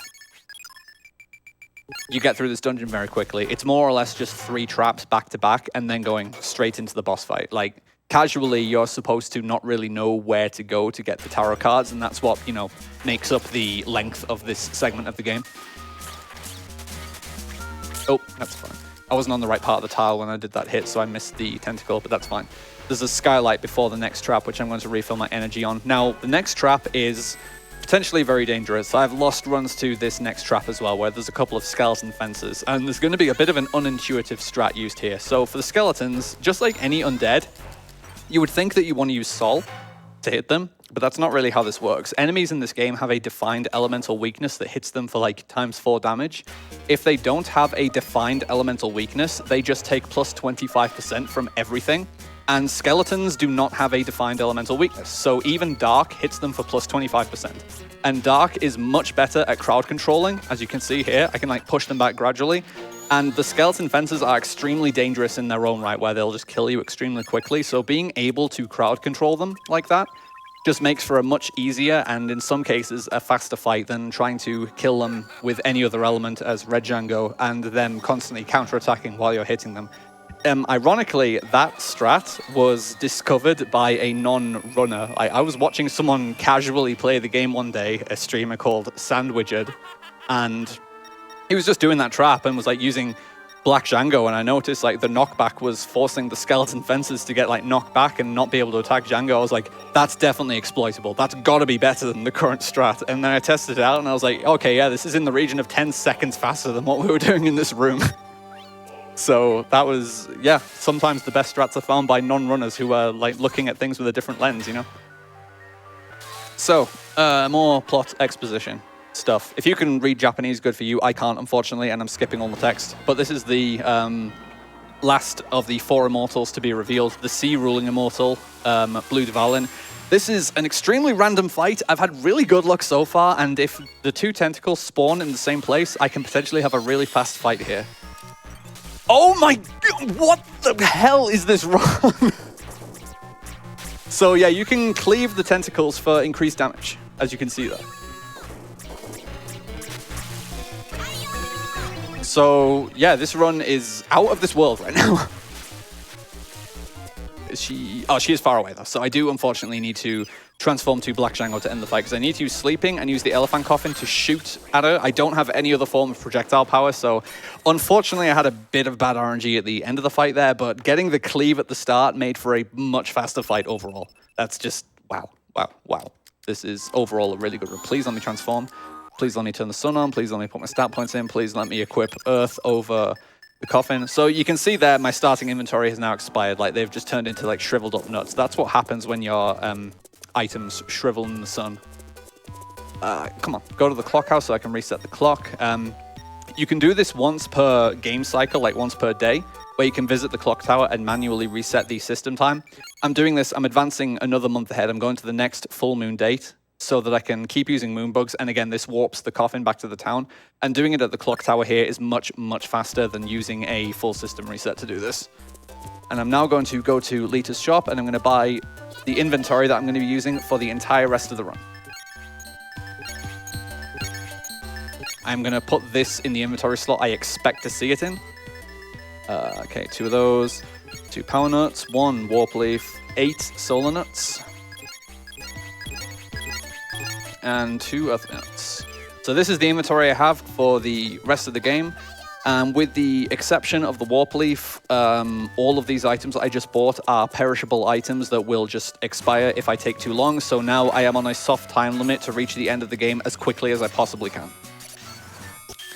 Start the purification here. Now I'm using earth for the purification here because it really doesn't matter what element you're using. They're all like equally effective at pushing the immortal back into the coffin. The important factor is that earth is the next element I'm going to need when I go into the next dungeon. So it's just slightly more optimal to use it here rather than need to menu it in again later. If that makes sense. Get it back in. Okay. Didn't have a perfect start to the fight, but there's not a super amount of variance in these purifications in the first place. Like, yeah, so that's like a quote-unquote bad purification, and that's only a few seconds slower than a good purification. So unless you flat out die during these purifications, the time variance isn't like super, super massive. I do berate myself for having like bad instances because with how optimized I try to be throughout this game, like throughout the first 15 minutes of the game, I'm mad if I lose like a couple of seconds on the first couple of splits. So, okay, menuing flub. Again, menuing is the hardest thing to do in RPG runs. Dash up to Spiral Tower. Now, Spiral Tower is, in my opinion, the most engaging part of the run, both to play and to watch. We're going to have to use Django and Sasuke through their respective halves of the tower, where Sasuke needs the sun to be off and Django needs the sun to be on for certain things. Like, I need the sun off to open Sasuke's half of the tower, and I need the sun on to open Django's half of the tower. Now, here's another thing that I've lost runs to. I've mentioned that if you hit enemies on a corner tile, you can just randomly run into them. If that happens twice in a row to the black slime here, you just die from full health. Okay, I didn't hit it. So yeah, I hit it there. That was not my fault. And then it's like, if you hit it again a second time, it's just, well, you're dead. I hope you enjoyed that run, because now, like, go again if you want a deathless run. Very fun. There's really no good way to handle that black slime. You can't really hit it without it. I'm going to health refill here. You can't really hit it without it like spitting black globs back at you, and it hits you so hard. Like, again, because I have like no body armor on and no defensive stats, I got chunked for like 70% of my health from that one hit. And notably as well, if you get hit while you are dashing, you take a critical hit. Like, you are effectively treated as though you got hit from behind.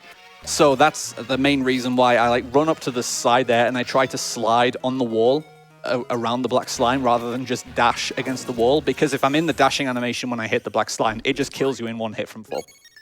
So now, although Sasuke is a lot like stronger than Django, like he's very over-leveled and has very good equipment, he's also wearing very heavy armor, which slows him down. So we're using a couple of speed nuts here to speed up Sasuke's segments of the tower. Every time you use a speed nut, the game gives you 30 seconds of movement speed as though you were moving at the highest speed category. I mentioned that like the movement speed in this game is essentially tied to your agility stat, and there are 8 different movement speeds in this game, where Django being at agility 25 puts him at the second highest movement speed, and which is called category 2.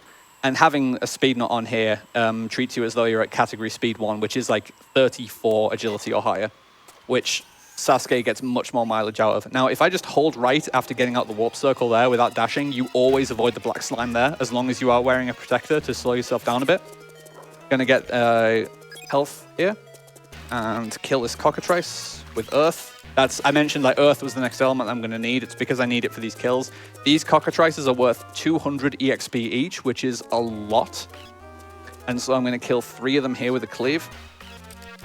Like, even though it takes some time to set up this kill, 600 EXP is well worth getting there, and it gives me a level up in time for this next mini-boss fight. I'm going to refill my energy before going up this elevator and switch to Black Django to take care of the Sword Plus is the next mini-boss. Please. Okay, give me enough time to put on Soul over Earth and put my stat points in.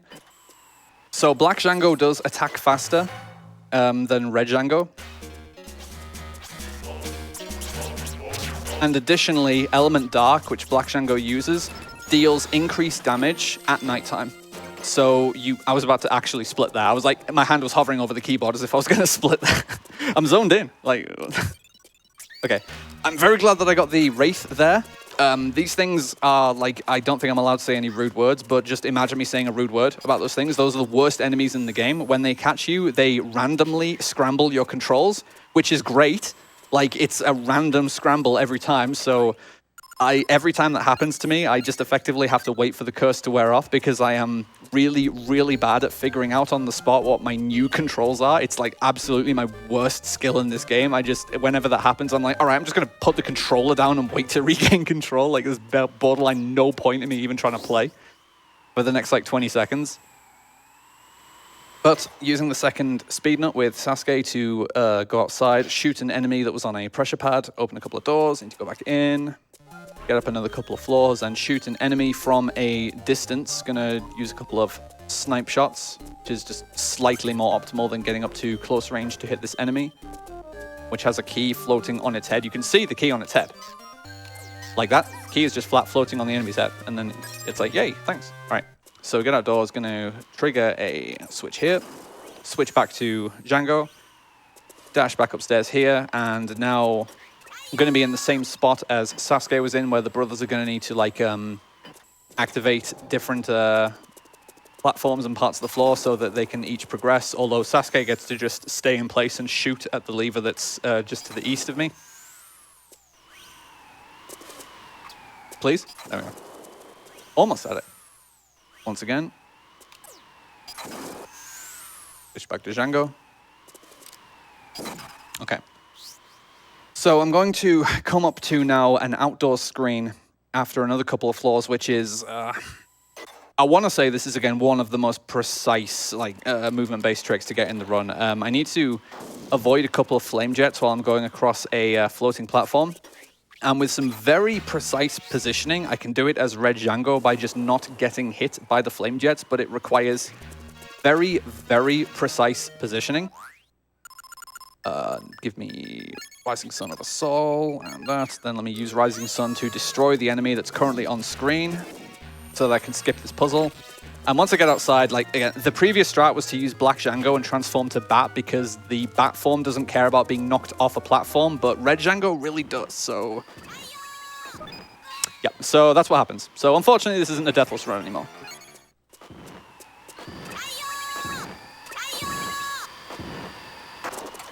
Like, if that looks really precise, that's because it is. And now I need to survive the return journey as well. Okay, I'm alive. It's a shame about that death, but thankfully that was one of the least significant deaths you can take in this run. One south. You know Japanese at home, right? You know exactly what's going on there. Hi, soda. So yeah, there's a couple of hint panels here where they give you some directions and a specific number. So the deal here is there's a compass-based puzzle coming up where I need to push an iron block a specific number of spaces based on the instructions given. Now, the instructions for each brother are like inverse. Like, the brothers' instructions refer to each other. So, like, it'll make sense when I explain a little bit. So, Django had 1 south. Sasuke is going to have 3 east. So that means 3 south and 1 east. I'm going to health refill before this goes. I really don't need to, but again, just abundance of caution. I'm going to also switch to Black Django to do this mini-boss fight. So pushing the iron block in the right place based on the hint panels opens the door and also summons the next mini-boss, the Axe Plus. And again, Black Django's Element Dark being boosted by nighttime is just going to shred through this thing. I do need to wait for it to get close before I deal too much damage, otherwise I will trigger a very dangerous attack from it. And by doing a very quick transformation back to Red Django as the fight ends there, I can finish the transformation and not get locked into staying as Black Django until this point, so I can just immediately dash out the room. Again, I was going to reflexively split there upon leaving the room. And getting towards the top of Spiral Tower now. So we're now on the roof. This is going to take us outdoors, and I'm scaling the sun exposure back here because I want to use this solar walkway, which if the sun meter is at 9 or 10, I think due to a bug, the solar walkway simply doesn't work.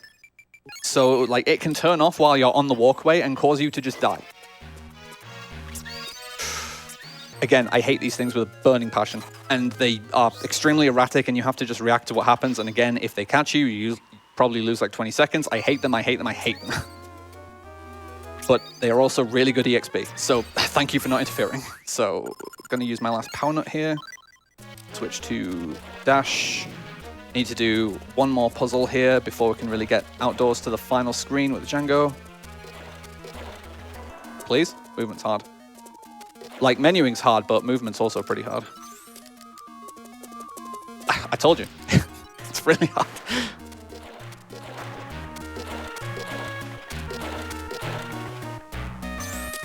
I didn't need to move quite that jankily towards that last block, but whatever. Doesn't really matter. Gonna need to equip Rising Sun over Frost. Okay, I already put my stat points in, so that's fine. So, Django has completed his half of Spiral Tower. Now Sasuke just needs to reach the top and join him. Fortunately, there's only a couple of rooms to go. I need to just go up to the very top floor here and flick one more switch so that Sasuke, or, you know, his real birth name, Sabata, can get outside to join Django. And then we're going to come into the fight with the main antagonist of the game, like the leader of the four immortals, Black Dain. Yeah, Black Dain, the Shadow Immortal, who is in the form of their father, Red Ringo.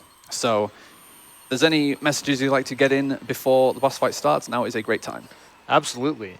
So y'all might be seeing this big old Lapras plushie behind Drakodan here.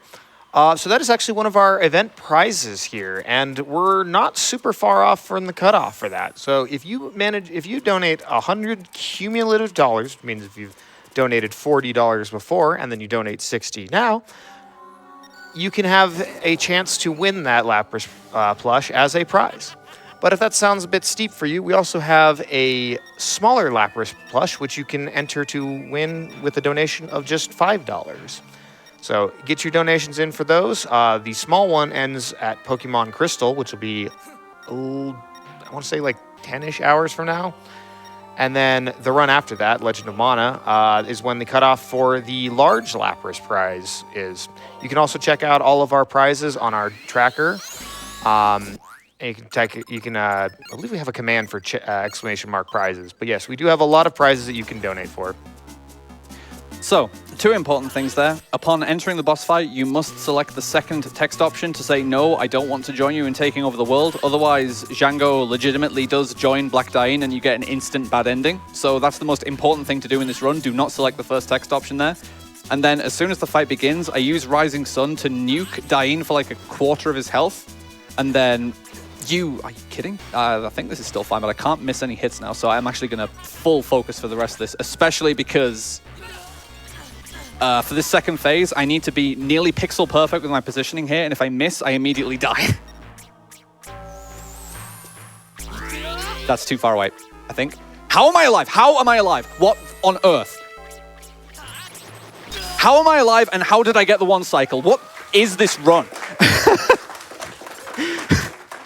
So yeah, based on where I was standing there for that Ikaruga attack, as I like to call it, with the darkness orbs, I should not have survived that. If you are super close to Dain's model, you are out of range of being hit by those orbs, but if you are too close, you obviously hit him and get knocked back. So either way, you need to be nearly pixel perfect to not get hit there and be able to wail on him, and somehow that qualified, even though I was definitely too far away. Like, I don't know what on earth that was. Whatever, I don't care. I'm using the warp leaf to get out. I'm soft resetting the game so that I can warp the coffin back to town again. Whatever.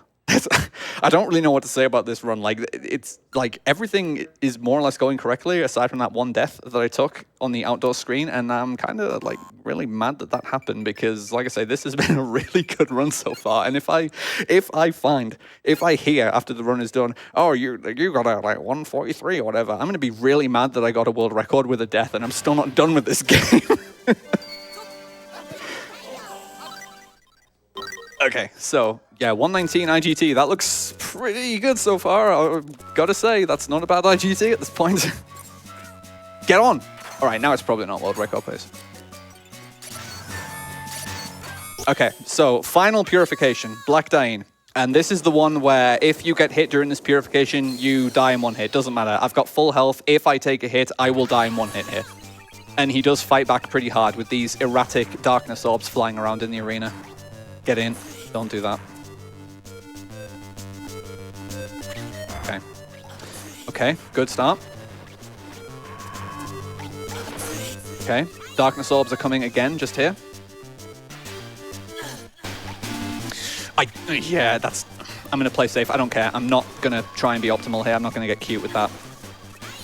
It's more important to survive there. So, like, you can obviously play that riskier and try and get him back in the coffin sooner if you miss the quick hit, but with the darkness orbs spawning at the same rough time, that is really, really dangerous to try and do. And again, you just die in one hit if you get contacted in that fight. So, absolutely not worth risking it here on what is probably, honestly, still a PB pace run. Like, it's not like I have my splits beside me, but my PB splits do have a fair amount of time save available in end games, so I would not be surprised if I'm actually on PB pace right now, which is also world record pace, which is also now Ringo's dead, unfortunately. Sacrificed himself to exercise Black Dying fully. But we have been unsuccessful in preventing the awakening of the Ancestor Piece sleeping underneath the city. It's going to just gradually be awakening here, so now we have to go underneath the city into the final dungeon, Undead Zone, to manually quill it. So, like, this run's been going really, really well so far, but the final dungeon, Undead Zone, is appropriately also the hardest dungeon in the game. It's a series of floors with, like, threatening enemies on each floor, puzzles on each floor, and a boss on each floor. And as is the tradition now, on most of these boss fights, if I get hit, I will die. There's some attacks that I can survive a hit from, but not very many. And more importantly, once I get past the first floor of Undead Zone, since we're going underground, once I'm past B1, there are no more skylights, which means there's no more access to full health refills. I currently have 3 earthly nuts in my inventory, which is your HP restoration item. They heal you for 40% each, and again, there are some attacks that I can survive getting hit by once. So there's like 5 floors to go through here, and I have a total of 3 healing items to see me through most of the remainder of the game. So this is more than any other part of the game. This is the don't get hit section of the game. Like, you got this far. Now if you want to finish out the run and like PB or whatever, if you're deathless to this point, now you just need to play like the hardest dungeon without getting hit, essentially. There is some minor wiggle room, and on the B4 floor, the flame floor, there is some solar bamboo, which I can use, like crystals that I can shatter to release bugs, which can help me restore health and energy. But that is a backup at best, and like if we're talking about being on good run pace, if you are in a position where you need to be using the solar bamboo, then you're losing time to do that, and like, you know, you're really rapidly cutting into the time that you have available. So anyway, here we go, start of Undead Zone. First floor is the earth floor, which is, please. So this is one of the only floors in the game which also actually requires you to respect the stealth mechanics. There's a bunch of rooms here with doors that are guarded by skeleton fences and archers, and if they see you, the door locks at the end of the room. So you actually do need to play Metal Gear Solid here and not get seen. Please. Okay, that was a bit of sloppy menuing, but I got there in the end. I'm gonna use dynamite here to light this candle and skip this puzzle. And once I get into this room, I'm going to knock on the wall in a certain spot to lure these enemies. Okay, this is the room. This is the last skylight in the game. So this is normally where I would take a refill if I need it. I am currently at full health and energy though, so I don't need a... Well, I'm still going to... Please? Oh look, there's some solar bugs. Very nice. I'm still going to energy refill before I leave here, but I do need to back the sun off to 8 or lower because there's another solar walkway in this room, and again, if the sensor becomes 9 or 10, it just disappears and kills you. Hit these enemies from quote-unquote... So that's what I mean. I think I do actually go back to the previous room, and even though it's like slow to do so, I really want to have full health here. Please. Oh, what am I doing? Okay. So I'm again trying to like hit these enemies from quote-unquote behind so that I can stun them and just run straight through them without them seeing me. That was just a minor positional mistake I made there on the second one, and that really cost me quite a bit of time there, unfortunately.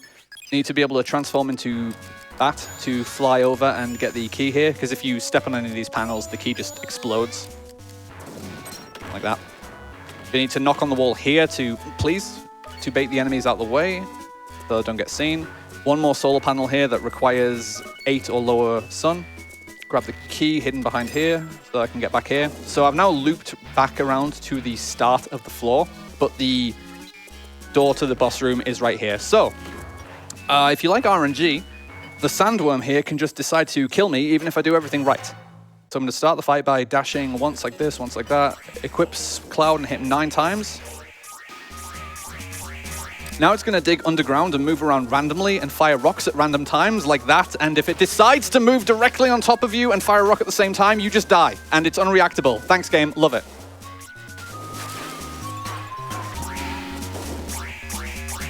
Thankfully, I had overall a good fight because I'm really good at this game. Like, I'm stressed out of my mind right now. Gonna get the key and exit the room.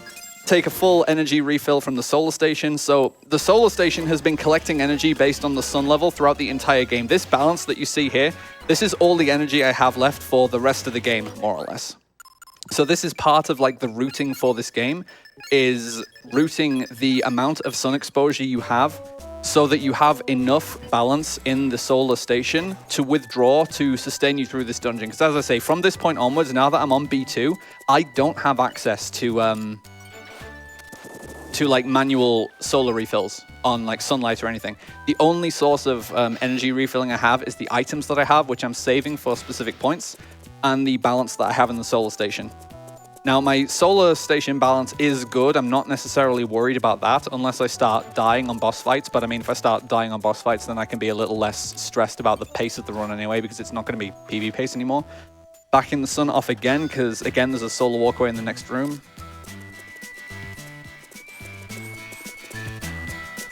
Destroy these blocks. Now, to the west of me right now, there is a hidden room with a armor that we used to get in the route, because it gives you a lot more defense power for this last dungeon. But it's faster to just not get it and to simply not get hit. So this is part of why like the route is more demanding than it has been previously, because it's just, well, if you want to save time, just don't get hit. Like, what's the deal? Just be good at the game. Now we come into the boss of this floor, the Lich. This is an exceptionally dangerous fight. These lightning balls move randomly. That is not great. Oh, that is really bad to lose a full hit of damage there, but whatever. Gonna need to use a couple of solar nuts now to refill my energy. There's now a skeleton fencer walking around the fight trying to interfere as well. You don't do that. This is rapidly getting out of control. Okay, I think I made the right decision there. Oh, yeah, if it's still not dead, I definitely made the right decision. What? Oh my god. If I tried to commit to just finishing the boss there, I definitely would have died to the thunderclouds. That's like, when you're on really fast pace, you've got to just try and make these on-the-spot decisions. And if you make the wrong decision because you misjudge the state of the fight, like, again, like everything else, you just die on the spot. So I'm pretty glad that I doubted myself there. Normally, I'm pretty confident about, like, yeah, I've definitely judged this correctly and just go for it. But if I trusted myself there, I would have died. So I'm glad that I did not trust myself. So now this floor. So if it wouldn't be an RPG run without a ice floor with ice physics and ice sliding puzzle. And this is the only real puzzle in the game that we can quote-unquote skip. It's not a glitch, again, but there is a mini skip that we can do here by going into a wide open room here and setting dynamite at a specific point against the wall and then standing in a specific spot. I can get knocked towards the center of the room here, or I can miss entirely. Let's try this again. I think the dynamite was just too far away. There we go. Now I can go directly down, which you're not supposed to be able to do, and this skips most of this puzzle by just being able to get to this switch early, which allows me to go straight to the end of this floor. So going to just run. So you can see again, my energy is completely out. So going to loop back around to the start of the floor and take a energy refill on the solar station before I get into the next boss fight. Need to do a bit more ice sliding. As I enter this room, there's a specific movement path that I'm going to use, including a weight to make sure I don't get hit by the centipede here. Okay, good. The centipede doesn't kill you in one hit, but it chunks you pretty heavily for like 40 damage, and then it definitely puts you in kill range for anything that the boss of this floor, the serpent, can do. Now, the serpent is an exceptionally annoying fight. It can effectively act basically randomly, and even if I do the right thing on the right RNG pattern, it can just decide to not play ball. And so if I mess this trick up, okay, I didn't die, good. I need to like stop as soon as I reach the border of the arena there. Okay, it's moved. So this is what I mean. I got the right like pattern at the start of the fight, but then the serpent still just decided to not cooperate there. Oh, it's super not cooperating. Okay, this is just going to be one of those fights where it's going to take a lot of time. So now I guess I don't need to worry about the pace of the run. Oh, it just, okay, the dynamite strat just decided to completely fail. So using the dynamite while the serpent is underwater forces it to start jumping at you, which like exposes its weak point. I also almost got myself killed with the dynamite there. Awesome. Okay, that was a good pause buffer there, because if I had just decided to make my own decision there, I would have moved the wrong way and died instantly. Where's it going? Okay, I'm just going to... Of course, it's wasting time. So this fight can be a one cycle, but this guy just sucks.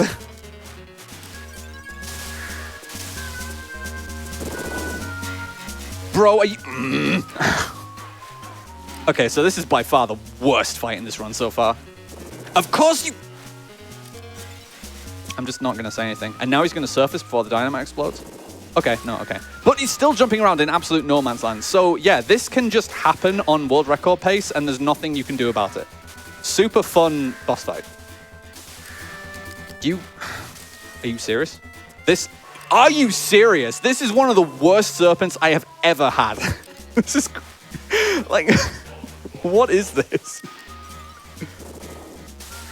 Just move anywhere good, please. Literally, it's not in any attackable position. What is this? I hate you. That was so horrible, and it was entirely not my fault. So, like, you can clap if you want, but I don't want to hear it. That was abysmally bad. So I guess now I don't have to worry about whether I'm on PB pace anymore, because I lost at least 2 minutes there. That was just ridiculously bad. All right, whatever. I'm gonna take a slightly more optimal movement path to get through the end of the floor here. Go to the last like major floor of the dungeon before the flame floor that I mentioned before. In fact, you know what?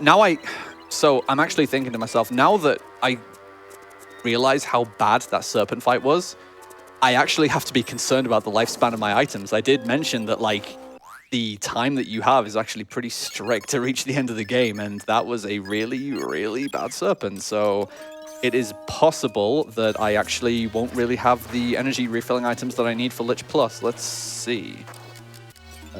Kind of watch this space though. That's in a couple of minutes. I want to say it's not that super strict, so like maybe I'm fine. And the item expiration counter doesn't increment as fast if you're standing still. Like it's partially based on if you're actively moving around, which I wasn't for like some of that fight, so it might be fine. And you also don't really move a lot during the Lich Plus fight. Okay, I would rather have hit the top flame there as well, because it can physically block my coffin shot here to hit the switch. Okay, that's fine. That's pretty precise if you only have the second flame extinguished there, but that's totally fine. Switch back to red Django and select dash and sword. I'm gonna just show off here that like you grab a chest here, and this is where you can get solar bamboo. Like this releases random sets of, I actually did need the health refill there, so I guess that was actually the right decision. But you can get like random sets of health and energy refills. You can also get dark bugs, which drain your energy, so it's not guaranteed to be good, but you can infinitely respawn the solar bamboo there. So if you're in an absolute desperation situation, you can get energy and life there if you need it, but you're like resetting the room every time you do it, and it really starts cutting into whatever time save you have. Okay, so I'm going to be coming into Lich Plus here, where I'm going to need a very specific movement path here to be able to hit it from behind without getting hit at the start of the fight. And then I'm going to take a deliberate damage boost once it's in a specific position so that I can stand right near it and hit it while it's using this rotational attack.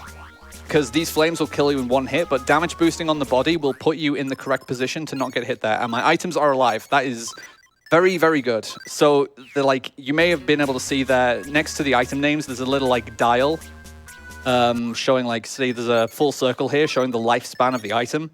These items are like near expiration, like very near the end of their life cycle. Oh, I did not want to get hit there, but that's fine, I guess. That's the last, well, that's not the last boss, it's the second last boss, but... So this is why you have like a spare heal, but it's still not a lot of health to be going with for the last dungeon. Putting my strength to 99, equip dark, and get out of here. I'm going to go to the final floor. Please? Okay. So I have a couple of stat points that I haven't allocated because my strength is at 99, so at this point I don't really care about other stat points. It doesn't do anything for me. Like if I increase my health, I'll still probably die in one hit if I get hit against the final boss. So it's like, whatever, I don't really care about that.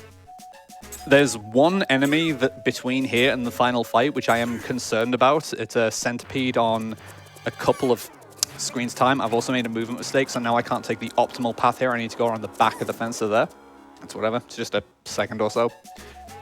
So the centipede on this screen can hit you. It's pretty difficult to avoid, and it might kill me from this health. But if it does, you start from the same screen and you get a partial health refill, so it's not the worst thing in the world, but I hope I don't get hit by it here. Okay, good. So that's pretty narrow, and that depends on which way the centipede decides to go as well, so you don't always actually use that specific strat to avoid the centipede. It just depends how it behaves. So I am coming up to the final boss here. I've been talking about how the plot of this game is the ancestor piece. The immortal being underneath the city is awakening, and the 4 immortals throughout the game are Daenerys, Durathor, Dvalin, and Dain, which, if you are familiar with Norse mythology, are like the 4 stags that nibble on the world tree Yggdrasil. So the final boss is also going to be based on Norse mythology. So if you know about Norse mythology and what constitutes like a doomsday beast, which is like going to consume the entire world, then you probably have an inkling of what the final boss is going to be here. And it's going to be a boss that I'm going to fight with Black Django, even though I need soul power to defeat this boss. This is what I've been saving the sunscreen for the entire game. I picked up the sunscreen in the Dark City so that I can use it here against Jormungand. Black Django deals with this fight much easier than Red Django, but dies in contact with the sunlight. So I'm going to use the sunscreen to get 60 seconds of sun immunity here, so I have 60 seconds to kill this boss before I start taking rapid damage.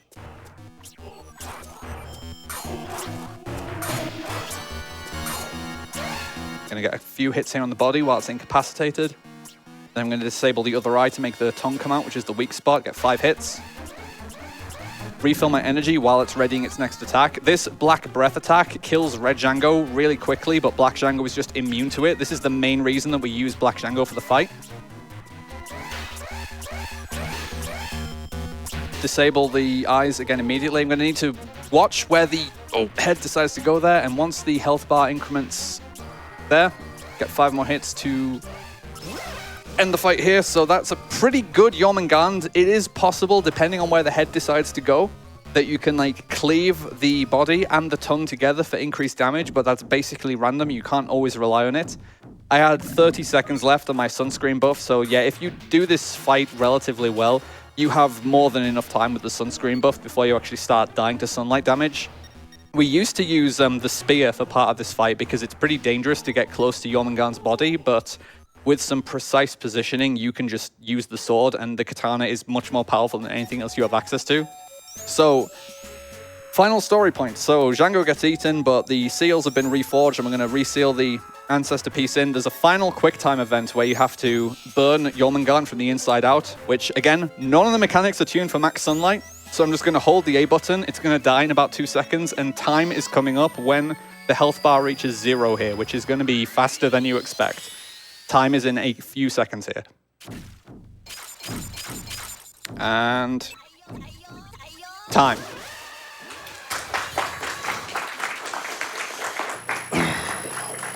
147, when I definitely lost at least 2 minutes on the Serpent, I'm going to call that an exceptional run. That was really, really good. My PB is 144.45, and that is the world record.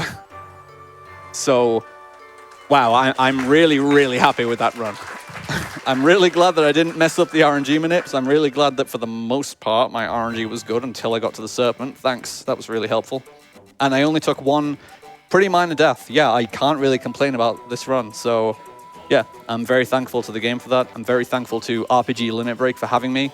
You all have been amazing. This has been a great event, and I'm very glad to be able to showcase this run to an audience, especially one that appreciates RPG runs. Like, I hope you all found this run entertaining and pretty unorthodox with the sunlight mechanic. Like, this is one of the most unique games and runs out there, I'm pretty sure, and I just enjoyed this game a lot.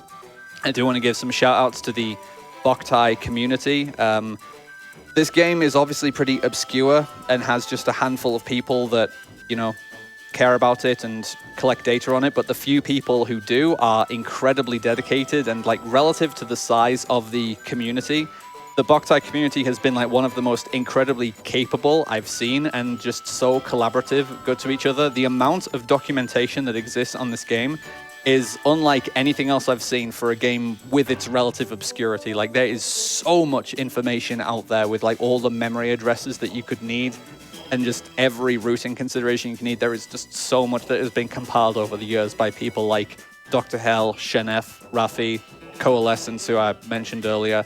There have just been a handful of names. Like, there is only like a handful of names, but they have been incredibly, incredibly dedicated to compiling information about this series in general. The Japanese runners as well, like Beige, MT, Heko Kanbi, who are also pushing this game down over in Japan and getting some very nice results. I'm just very grateful to everyone who's played a part in me being able to push this game as far as I can. So yeah, it's a lot of fun. If anyone is interested in this game or this series at all, the Boktai speedrunning server is pretty easy to find from the speedrun.com leaderboards, and I promise you we are a very friendly and dedicated community who really love seeing new faces. Like, everyone says that, but when you can like count the number of people who play a game on your hands, like, we love seeing new people. So if this has tickled your fancy, please come over our way and we'll be more than happy to help you get started with this game. So with that said, I am going to say once again, thank you to RPG Limit Break. If you've got any closing remarks, GK, then please feel free, and then I will sign off and help you all get set up for the next game. I think you covered it. Thank you very much, Draco, for that awesome run.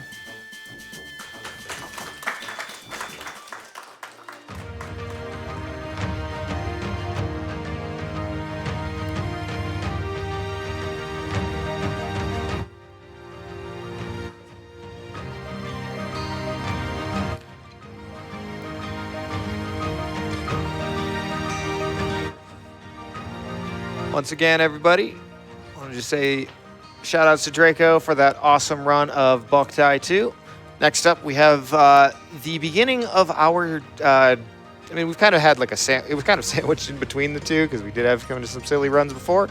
We're going to be going into our silly-ish block of RPGs, starting with Shorty's Kingdom 2 in just a moment. While we're getting set up for that, just like to thank you all for your time. I am currently at the end of my last hosting shift for this event. You will see me a little bit later during Maka Maka, but that concludes my time at the host mic. So I appreciate you all so much for sending your donations my way. And I am going to be leaving you in the capable hands, or the capable voice, I guess I could say, of our next host, who is going to be a tea tree. We're going to be sending it over to ads for just a moment, but stay tuned. We got plenty more for you tonight.